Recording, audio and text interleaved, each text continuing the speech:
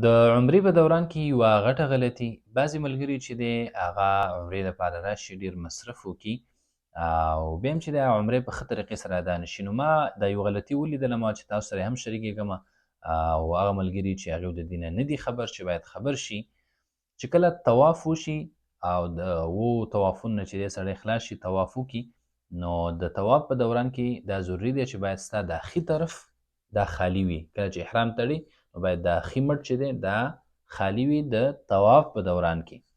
نو بعضې ملګري چې کله بیا طواف نه خلاص شي او په مقام ابراهیم کې 2 رکعته مونځ کوي نو په دغه حالت کې هم د دوی دغه یو طرف چې دی دا خالي وي.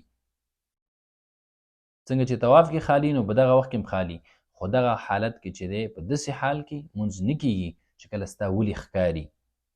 رسول الله صلی الله علیه وسلم منع فرمایلی ده چې یو کس تاسو نه مونځ کوي او په یوه کپړه کې او د دې ولي ښکاري نو د دې سړي مونځ بالکل نه کیږي. که دا د هر وخت مونځ کوي او هر چېرته یې کوي نو باید چې دا ولي هغه پټ وي. ځکه ډېر ملګري هغه داسې دي چې هغه په هغه بنینونو کې مونځ کوي چې هغې دا لستوڼي نه لري، بې لستوڼه بنینونه چې دي نو هغې کې هم چې دی مونځ نه کیږي. نو دغه یوه غلطي وه باید چې هغه ملګري عمرې دپاره راځي دونه پیسې مصرف کړي راشي او نو باید اول د عمرې طریقه زده کړي، د احرام کوم موانع چې دي هغه زده کړي چې احرام سړی وتړي باید کوم کارونه بیا ونه کړي او دا ټوله طریقې زده کړي چې عمرې په ښه طریقې سره وشي او د عمرې پوره ثوابونه دوی ته میلاو شي. الله سبحانه وتعالی دې د ټولو مسلمانانو په عمره کې نصیب وکړي او الله دې خپل کور ته راولي. السلام علیکم ورحمة الله وبرکاته.